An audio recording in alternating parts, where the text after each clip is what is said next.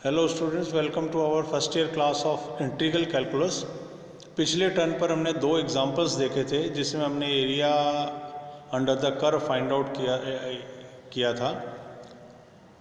ये दिख रहे होंगे आपको, ये वाला एग्जांपल था। एक तो हमारा कौन सा, ये वाला विच ऑफ एग्नेसी के लिए ये वाला एग्जांपल हमने सॉल्व किया था। उसके अलावा हमने एक एग्जांपल और सॉल्व करा था और वो एग्जांपल था साहब ये सीसॉइड। इसका नाम था सीसॉइड। ये दो चीज़ हमने, अब हम दो एग्जांपल और ले रहे हैं और उसके बाद फिर हम आगे चलेंगे, इस कंसेप्ट से थोड़ा और आगे चलेंगे।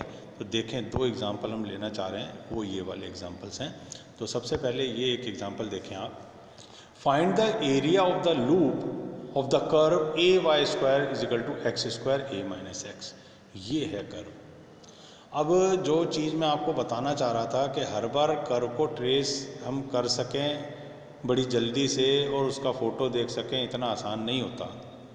जब क्वेश्चन हो क्वाड्रेचर का, क्षेत्रकलन का, और हम जो है उसकी आकृति लेने के लिए जद्दोजहद करते रहें तो वो क्वेश्चन ऑटोमेटिकली बहुत लेंदी हो जाएगा।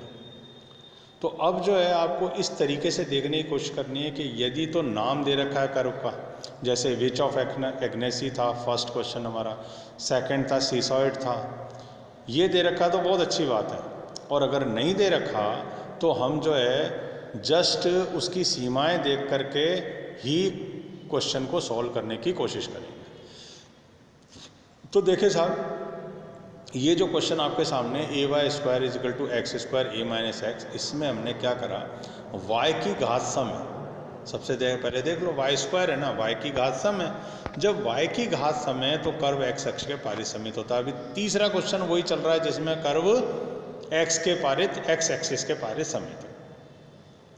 अब साहब आप क्या करो, अगर वाई बराबर 0 में यहाँ रखूँ ये इस जगह पे, तो क्या आएगा, एक तो x बराबर 0 आ जाएगा सीधा सीधा, और एक x बराबर a आ जाएगा। देखो फिर से देखो बड़े ध्यान से इस चीज़ को कि अगर ये जो इक्वेशन कर्व की दे रखी है, इसमें इस साइड पे मैं y को 0 रख दूं तो मेरे को x की दो वैल्यू मिलेंगी। एक तो x बराबर 0 मिलेगा जो x स्क्वायर से मिलेगा, और x माइनस a बराबर 0 मिलेगा, उससे x बराबर a मिलेगा। तो दो सीमाएँ हमारे पास आ गई साहब। क्या आ गई कि y बराबर 0 जब है उस केस में क्या है, x बराबर 0 है, और जब y बराबर 0 फिर से लिया है तो x बराबर a, दो वैल्यू मिल गई। तो क्या हमारा लूप की सीमाएं क्या बनी, x बराबर 0 से x बराबर a। हमको क्या लेना पड़ेगा, x की सीमाएं लेनी पड़ेंगी, क्योंकि y dx फॉर्मूला यूज कर रहे हैं। क्यों यूज कर रहे हैं कि कर्व y में सॉल्व हो रहा है। वाई स्क्वायर बराबर एक्स स्क्वायर ए माइनस एक्स अपॉन ए। तो हमको क्या लेनी है, एक्स की दो सीमाएं लेनी है। तो बस सीधा सा चलो फिर आगे आराम से। कैसे कि लूप का अभिष्ट क्षेत्रफल, जो भी उसका लूप बन रहा है उसका अभिष्ट क्षेत्रफल क्या होगा, 2 टाइम्स होगा, क्योंकि कर्व एक्स एक्सिस के पारित समित है। ठीक है, और दो हमको सीमाएं मिल गई। क्या मिल गई, x बराबर 0 से x बराबर a, तो 0 से a लग दिया इधर, और इससे y की वैल्यू निकाली, वो ये आ गई। फिर सब्स्टिट्यूशन दे लो। अब x बराबर a साइन स्क्वायर थीटा रखा, dx निकाल लेते हैं और लिमिट चेंज कर ली। जब x बराबर 0 तो थीटा क्या आएगा, और जब x बराबर a तो थीटा क्या आएगा। तो लिमिट क्या आ गई साहब आपके पास, लिमिट चेंज होकर के जो मिली आपको वही मिल गई, थीटा बराबर 0 टू थीटा बराबर π/2 मिल गई। तो लूप का क्षेत्रफल क्या हो जाएगा, सिंपल आपको पता है कैसे, कि ये बन जाएगा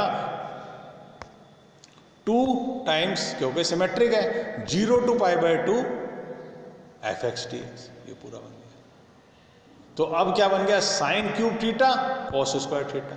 गामा फंक्शन लगा लो, तो पहले मैंने आपको बता ही रखा, gamma m plus 1/2 gamma n plus 1/2 upon 2 gamma m plus n plus 2/2। तो m की वैल्यू क्या है, साइन का ऊपर पावर कितनी है, 3, m बराबर कितनी आ गई 3, और n की वैल्यू क्या है, cos के ऊपर जो वैल्यू आ रही है n बराबर कितनी आ गई 2 आ गई। m और n की वैल्यू है, गामा फंक्शन यूज करो, आंसर ले लो, ये वाला सिंपल। तो अब थोड़ा आपको कंफर्टेबल लगने लगा होगा कि किस तरीके से हमने इस क्वेश्चन को करना है। ठीक है, तो अब आप देखें साहब एक अगला क्वेश्चन। अगला क्वेश्चन जो है ये क्वेश्चन का है स्ट्रोफॉइड। देखो फिर से कर्व का नाम आ गया तो हम जो है इसको ध्यान में रख के चलेंगे अब कर्व को, कि ये कर्व जो है इसका नाम है स्ट्रोफॉइड। ठीक है, तो ए तो है लूप का निम्न ये, और बी है वक्र और अनंत स्पर्शी के मध्य। तो एक तो लूप का क्षेत्रफल आपको निकालना है और अनंत स्पर्शी और कर्व के मध्य का क्षेत्रफल, दो चीज हो गई। तो कर्व की क्वेश्चन साहब ये है, ये ध्यान रख लो स्ट्रोफॉइड है, और ये इसका फिगर बनता है स्ट्रोफॉइड का, ये ध्यान रख लो, बहुत आराम से ध्यान रह जाएगा।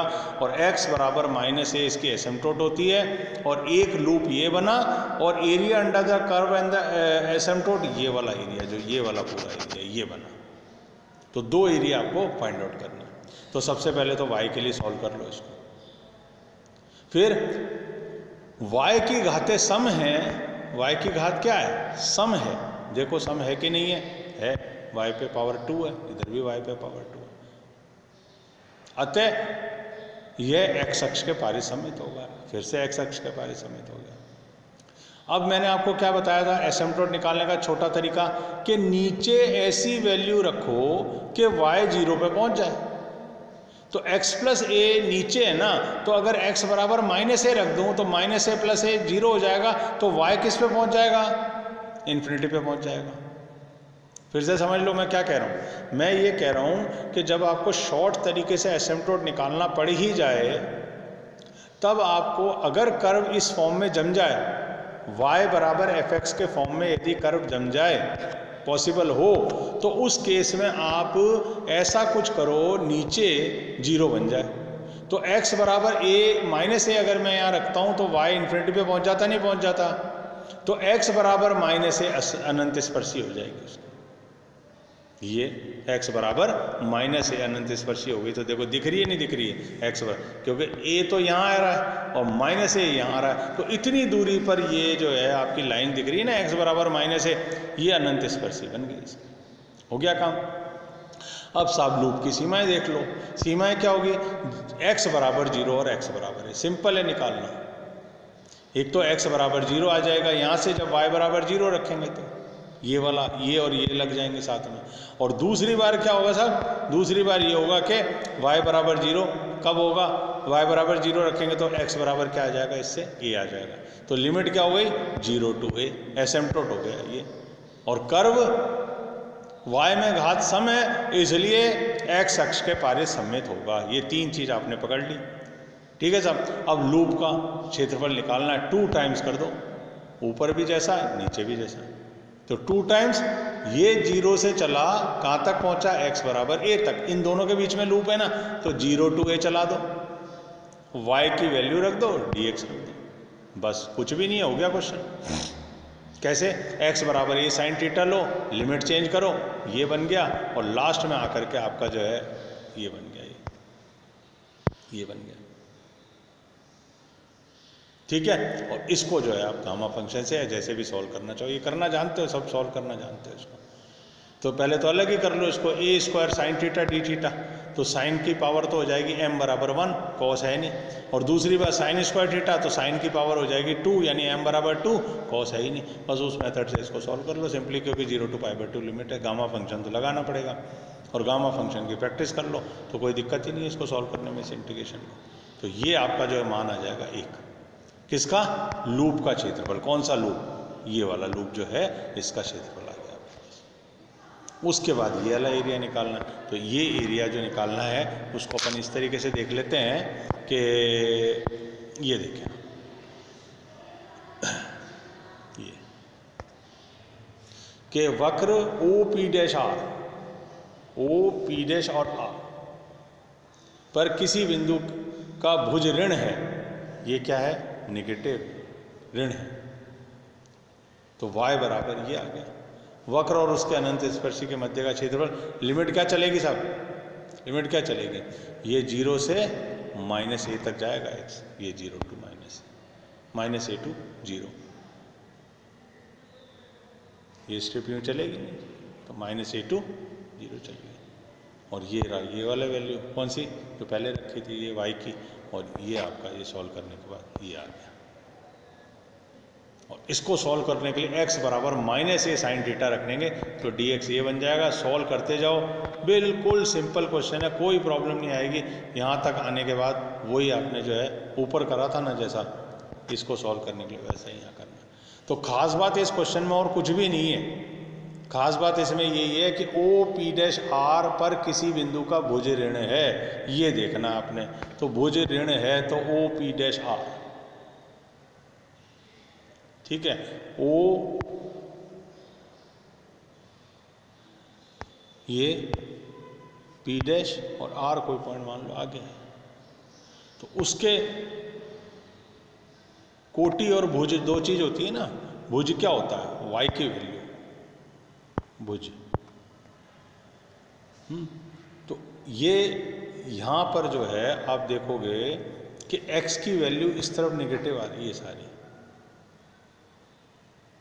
तो y बराबर क्या हो जाएगा, ये जो प्लस माइनस आएगा ना इसको करने से, तो हमको कौन सा वाला लेना पड़ेगा जिसमें नेगेटिव आए बाहर, क्योंकि जब इसका रूट निकालेंगे तो क्या आएगा, प्लस माइनस आएगा ना। तो हमको ये वाली चीज लेनी है, क्योंकि यहां पर x सारा का सारा क्या है, नेगेटिव चल रहा है, ठीक है। और जो है 2 टाइम्स आपको करना ही है, क्योंकि जैसी आकृति जो है ऊपर है, जैसी आकृति इसकी ऊपर है ना, वैसी आकृति इसकी नीचे है। इस कर्व की वैसी आकृति जैसी ऊपर है वैसी नीचे, तो इसलिए 2 टाइम्स कर दिया। और कहाँ से कहाँ चलेंगे, -a से 0 की तरफ चलेंगे, ये -a से 0 की तरफ चलेंगे। बस ये करने के बाद फिर इस स्टेप के बाद टोटली क्या है, इंटीग्रेशन का कंसेप्ट है, वो आप 12th क्लास में बहुत अच्छे से करके आए। तो इस तरीके से इस क्वेश्चन को और सॉल्व करके देख लें। तो ये 4 क्वेश्चन आपके लिए बहुत इंपॉर्टेंट हो गए। तो इन क्वेश्चंस को जब आप सॉल्व कर लेंगे तो थोड़ा कॉन्फिडेंस आएगा। और एक छोटा सा क्वेश्चन ये वाला, बस हिंट दे रहा हूँ मैं आपको, इसलिए भी दे रहा हूँ कि ये एस्ट्रॉयड कर्व है, ये और ध्यान रख लो। तो इसका क्षेत्रफल एक तो पैरामीट्रिक फॉर्म में ये है इसकी इक्वेशन, और कार्टेशियन फॉर्म में ये है। तो शुरू में आपसे मैंने कहा था ना कि आप कर्व की शक्ल जरूर याद रखना। तो एस्ट्रॉयड की इक्वेशन ये होती है, इसकी शक्ल ये होती है। और जैसे आप लिमिट निकालने जाओगे ना इसकी, तो x बराबर 0 जब रखोगे तो θ π/2 आएगा। x बराबर 0, यहाँ पर θ π/2 आएगा x बराबर 0 पे। और x बराबर a रखोगे यहाँ पर तो थीटा क्या आएगा, 0। ये एंगल यहाँ, तो ये देखें, ये एंगल यहाँ तो ये 90 डिग्री का है। कब, जब x बराबर 0 है। और जब x a पे आ जाता है, यहाँ आ जाता है, तो थीटा क्या हो जाता है, π/2 हो जाता है। थीटा क्या हो जाता है, 0। यहाँ पर तो ये एंगल है 90 डिग्री, और यहाँ पर ये एंगल है कितना, ये एंगल है साहब आपका 0 डिग्री यहाँ पे। तो ये 2 लिमिट ये निकालो और फिर इसमें रख लो। तो क्वेश्चन इटसेल्फ ईजी है, एक बार कंसेप्ट समझने के बाद क्वेश्चन लगाना इजी रहेगा। पर मेन चीज़ क्या रहेगी आपके पास करने को, मेन चीज़ रहेगी इंटीग्रेशन सॉल्व करना, क्योंकि है ही इंटीग्रल की बुक, तो इंटीग्रल तो सॉल्व करना ही पड़ेगा आपको, ठीक से, ठीक है। तो ये 5 क्वेश्चन जो, ये लास्ट वाले का तो मैंने हिंट ही दिया आपको, ये 5 क्वेश्चन जो मैंने दिखाने की कोशिश करी है आपको, इसको अच्छे से आप प्रैक्टिस करें, तो अगले टर्न पे कुछ और सिलेक्टेड क्वेश्चंस लेकर के अपन जो है आगे बात करेंगे। ओके।